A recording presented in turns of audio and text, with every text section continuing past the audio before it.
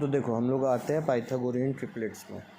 अब Pythagorean triplets are given by 2m to m square minus 1 और m square plus 1। ठीक है, तो पाइथागोरियन ट्रिपलेट का फॉर्मूला बता दिए थे हम। ठीक है, अब इसमें ये ध्यान देना है कि अगर तुम्हारे पास नंबर एक नंबर दे दिया है और बाकी का नंबर फाइंड करने बोला है, तो सबसे पहला हिंट, अगर वो नंबर इवन होगा, जैसे कि क्वेश्चन नंबर 1 में 8 दिया हुआ है, 8 इज़ अ इवन नंबर, तो उसको हमेशा 2m मानना। ठीक है, क्यों? क्योंकि 2m इज इक्वल्स टू 8 लिख करके हम एग्जैक्ट वैल्यू m का फाइंड कर सकते हैं। m का एग्जैक्ट वैल्यू कितना आ गया? 4 आ गया। अगर 10 रहता तो 5 आ जाता। ठीक है, अगर 12 रहता तो 6 आ जाता। इस तरह से अगर इवन नंबर, अगर कोई भी इवन नंबर रहेगा तो उसको सबसे पहला 2m मान लेना। अब मान लो कि परफेक्ट स्क्वायर से एक ज़्यादा होता है, एक नंबर ऐसा दिया हुआ है जो परफेक्ट स्क्वायर नंबर से एक ज़्यादा हो, जैसे 16 एक परफेक्ट स्क्वायर है और हमको दिया हुआ है 17। ठीक है, तो ये परफेक्ट स्क्वायर से क्या है, एक ज़्यादा है, तो हम लोग क्या करेंगे, उसको m स्क्वायर माइनस 1 मान लेंगे। इसको रफ में करके चेक कर सकते हो आता है कि नहीं। तो m स्क्वायर प्लस 1 मान लेंगे, तो क्या होगा, 17, ये माइनस 1 उधर चला जाएगा, ये प्लस 1 इधर साइड चेंज हुआ तो माइनस 1 में चला गया। अब क्या है, ये m is equals to root under 16 आ गया, ये 17 माइनस 1 इज 16 और ये स्क्वायर उधर गया तो ये m का वैल्यू इससे में 4 निकल गया। ठीक है, अगर मान लो कि परफेक्ट स्क्वायर से एक कम रहे, अगर एक ऐसा नंबर रहे जो कि परफेक्ट स्क्वायर से एक कम है, जैसे मान लो 25 एक कोई अदर नंबर ले लेते हैं, 25 एक परफेक्ट स्क्वायर है, लेकिन हमको एक पाइथागोरियन ट्रिपलेट 24 दिया हुआ है, तब हम उसको m स्क्वायर माइनस 1 से इक्वेट करेंगे। ठीक है, तो m square is equal to 24 plus 1, तो that is m is equals to root under 25, that is equals to 5 आ गया। तो इस केस में मेरा m का वैल्यू, मेन मकसद क्या है मानने को लेकर के, कि जो नंबर गिवन है एक नंबर, वो गिवन नंबर तुम्हारा या तो ये मानो या तो ये मानो या तो ये मानो। ठीक है, क्या मानेंगे किस पे डिपेंड करता है, तो कि किस पे हम मानेंगे तो मेरा m का वैल्यू निकल जाएगा। जैसे यहाँ पे, जैसे ये 24, तो तुम 2m भी मान सकते थे उसको।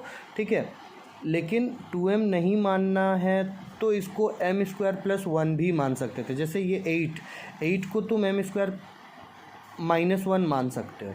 ठीक है, बिल्कुल आ जाएगा, m square minus 1 is equal to 8, तो m square is equal to 8 plus 1 that is 9, तो m is equal to root under 9 that is 3। उस केस में m का वैल्यू निकलेगा 3।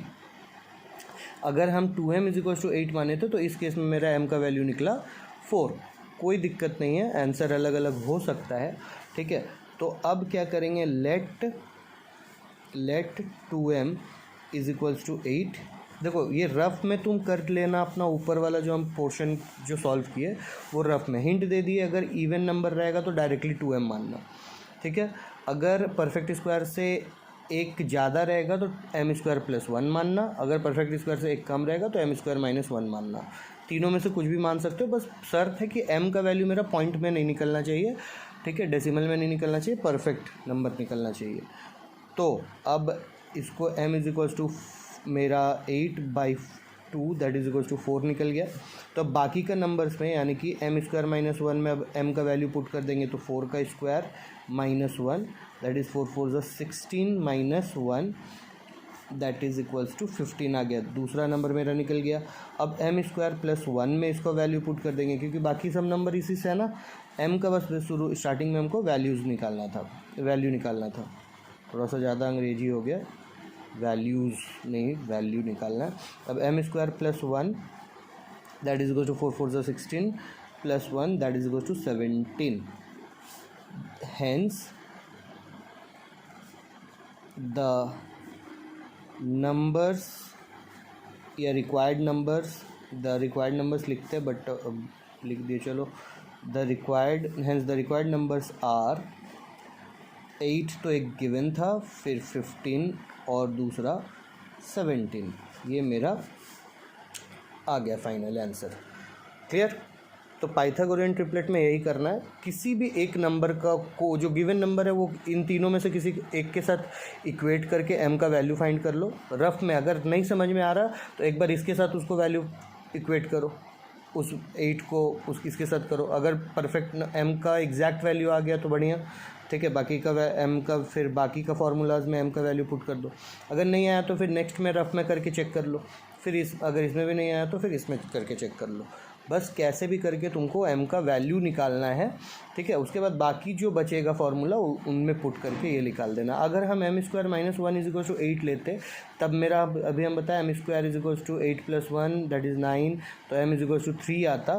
तो फिर 2m में हम वैल्यू पुट करते हैं, यहाँ 2m is equals to 2 into 3 करते 6 आता, ठीक है। और फिर यहाँ पे हम लिखते 3 3 ज़ा 9 प्लस 1 दैट इज़ 10। तो एक आंसर आ जाता मेरा 6, 8 एंड 10, ठीक है। वो भी सही होगा, ठीक है। एक आंसर मेरा 8, 15 और 17 आया, एक आंसर 6, 8 और 10 भी सही होता। एकदम कहीं से भी गलत होने का चांसेस नहीं है। ओके।